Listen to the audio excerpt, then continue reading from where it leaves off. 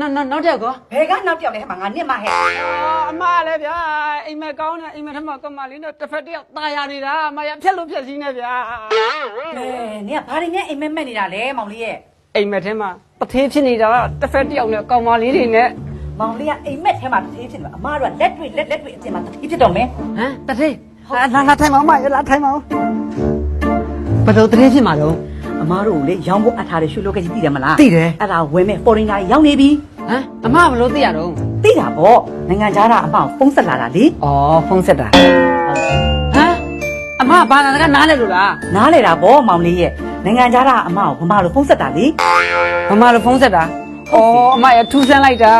ထူးဆန်းမနေနဲ့မနေ့ကကြိုင်နိုင်ငံခြားသားတွေကိုရွှေလောကတွေကိုအမကိုလိုက်ပို့ရမယ်အဲ့တော့မောင်လေးကဘာသာစကားအစုံတက်တယ်ဆိုတော့မောင်လေးကိုလည်းကားမောင်းပြီးတော့လိုက်ပို့ ဩလိုက်ဖို့မှာဗောမရဲ့ဩ ประมาณเวติดมาป่าบู ဟောကျွန်တော်ရှင်းအောင်မလား โอเคโอเคโอเค ကိုရတော့ပြန်ပြီးနော် อ๋อชัวร์ลี ရှူဝါ ชัวร์ลี ကိုတော့မလား Dreamer 耶တော့မလား 哎，等一下，我喜欢这个，我想带一下拍照，能可以吗？ ဘာပြောရလဲ ဩ तू ကဒါလေးကြိုက်တယ်တဲ့ဒါလေးဝင်ပြီးတော့ရောင်းရိုက်ရှင်လို့ရလား ရပါတယ်မောင်လေးရဲ့အဓိက ဟာ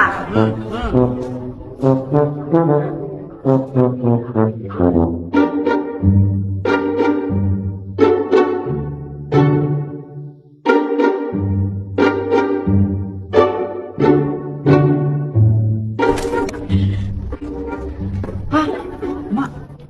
သူတို့မရှိတော့ဘူးဟောမောင်လေးကောင်းမှာစောက်နေဟောဟဲ့ဟုတ်တာဟမ်ကားတော့ခုနကိုရင်းနာကိုင်းနာတွေ့တယ်လေ ဩလာတော့မလားဟာမကာမရှောင်းမ